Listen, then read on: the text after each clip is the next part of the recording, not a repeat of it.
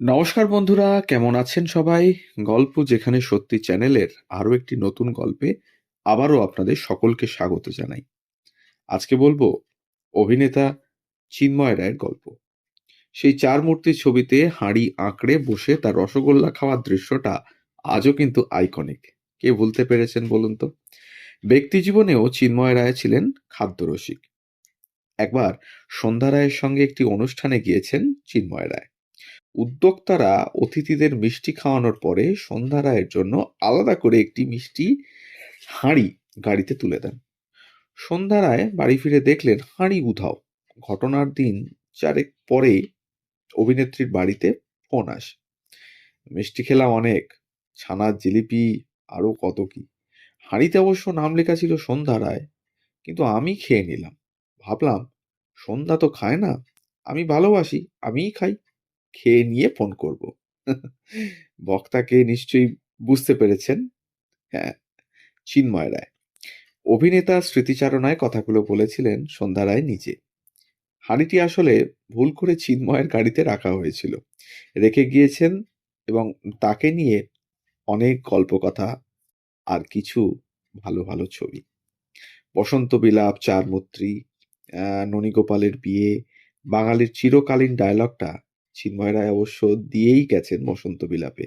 সেই পুকুর ঘাটে বসে সেই অমর উক্তি, একবার বলো উত্তম কুমার। সত্যিই তো, কে না চায় উত্তম হতে।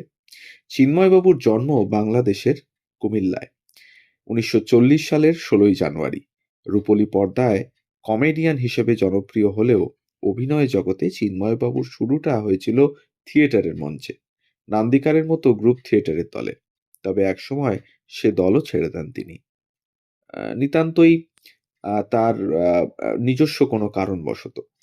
এবং চিন্ময়বাবু পরে বলেছিলেন সেটাই ছিল তার জীবনের টার্নিং পয়েন্ট। বরানগরে ছোটবেলা কেটেছিল তার। আদতে অবশ্য তিনি পূর্ববঙ্গের মানুষ।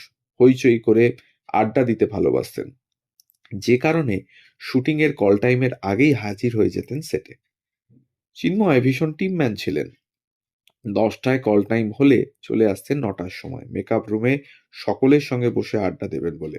এই কালচার আর আছে কিনা আমার জানা নেই, বলেছিলেন পরিচালক তরুণ মজুমদার, যার শ্রীমান পৃথ্বীরাজ, ঠগিনী, ফুলেশ্বরীতে অভিনয় করেন চিন্ময় রায়। জহর রায়, ভানু বন্দ্যোপাধ্যায়, রবি ঘোষের পরে কৌতুক চরিত্রে দক্ষ অভিনেতা হিসেবে চিন্ময় রায়ের নাম উচ্চারিত হতো। কমিক চরিত্রে বেশি অভিনয় করলেও সব ধরনের কাজেই সমান স্বচ্ছন্দ ছিলেন তিনি। গ্রুপ থিয়েটারও করতেন নিয়মিতভাবে। তবে আক্ষেপ ছিল সিনেমার ক্ষেত্রে শুধু কমিক চরিত্রেই তাকে ভাবা হতো বলে। অন্য ধরনের তেমন কোনো চরিত্র না পাওয়ার দুঃখ ছিল ওর, বলেছিলেন কোনো এক সাক্ষাৎকারে। চিন্ময় রায় বিয়ে করেছিলেন জুঁই বন্দ্যোপাধ্যায়কে। বালিকা বধূতে প্রথম দেখেছিলেন তাকে। সরাসরি গিয়ে বিয়ের প্রস্তাব দেন। এক সাক্ষাৎকারে বলেছিলেন, প্রেমে পড়লে বেশি দিন ফেলে রাখতে নেই, লজ্জা না করে প্রপোজ করতে হয়। ব্যক্তি জীবনেও মানুষটাই এতটাই আমোদে ছিলেন। খাদ্যরসিক মানুষটি নিজে রাঁধতেও ভালোবাসতেন। ছুটির দিন মানেই খাওয়া দাওয়া আর আড্ডা। ইন্ডাস্ট্রির চিন্ময় রায় কিন্তু বাড়িতে একেবারে বাবারা যেমন হন ঠিক তেমন ছিলেন। শঙ্খ রায় আর পরমা মুখোপাধ্যায় তার দুই ছেলে মেয়ে। থিয়েটার, সিনেমার পাশাপাশি গান নিয়েও অসম্ভব প্যাশনেট ছিলেন এই অভিনেতা। মান্না দে, হেমন্ত মুখোপাধ্যায়, লতা মঙ্গেশকর, কিশোর কুমার ছিলেন তার পছন্দের শিল্পী। এরপর অভিনয় শুরু রূপলী পর্দায়। প্রথম ছবি গল্প হলেও সত্যি। তপন সিংহের পরিচালনায় প্রথম ছবিতেই নজর কাড়লেন। এরপর আর থেমে থাকেননি।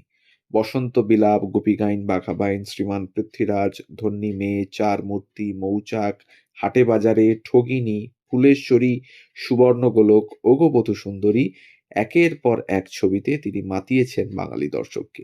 একদিন সোজা চলে গেলেন সুচিত্রা সেনের সঙ্গে আলাপ করতে। বাইরে দাঁড়িয়ে দেখছেন শুটিং এর জায়গায় ঢুকছেন মহানায়িকা। সামনে থেকে দেখলে যেন আরো মোহময়ী। ব্যাস, আলাপ করতেই হবে। এদিকে সুচিত্রা সেনের কাছে কেউ যাচ্ছেন না তখন। মানে এতটাই রাশভারী মহিলা। কাজে নিজেই পিছু নিলেন চিন্ময়। সুচিত্রা সেন দেখলেন কিন্তু কিছু বললেন না। কিন্তু এই ছেলে যে মেকআপ রুম অব্দিও চলে এলো, বাধ্য হয়ে জিজ্ঞাসা করলেন সুচিত্রা সেন, "কি চাই?" "আপনার সঙ্গে আলাপ করতে চাই।" রেগে গেলেন মহানায়িকা। সোজা মেকআপ রুমে ঢুকে দরজা বন্ধ করে দিলেন। কিন্তু কিছুক্ষণ পর দরজা খুলে ঢুকতে বললেন চিন্ময় রায়কে। শেষ পর্যন্ত যেন স্বপ্ন সার্থক হলো চিন্ময় রায়ের। তিনি তো অভিনেতা হতেই চেয়েছিলেন। বাংলা সিনেমা কি তাকে ভুলতে পারে? পর্দার টেনিদা যে অমর। বাংলা চলচ্চিত্রের ইতিহাসে এই কৌতুক অভিনেতা হিসেবে তার নাম স্মরণীয় হয়ে থাকবে বলেই মনে করেন হাজার হাজার ভক্ত অনুরাগী। তো এই ছিল আজকের গল্প। অভিনেতা চিন্ময় রায়ের ছোট্ট একটি জীবন কাহিনী আপনাদের সামনে তুলে ধরলাম। আমাদের গল্প যদি ভালো লাগে তাহলে লাইক, কমেন্ট আর শেয়ার করতে ভুলবেন না। আর চ্যানেলে নতুন হলে অবশ্যই চ্যানেলটিকে সাবস্ক্রাইব করে একটু পাশে থাকবেন। আর বেল আইকনটিকে প্রেস করে নেবেন যাতে পরবর্তী গল্প খুব তাড়াতাড়ি আপনাদের কাছে পৌঁছে যায় তার জন্য। তাহলে সবাই ভালো থাকুন আর শুনতে থাকুন গল্প যেখানে সত্যি। আমরা থাকছি প্রতিদিন ঠিক সকাল ৯টা থেকে ৯টা ৩০ মিনিট। ধন্যবাদ।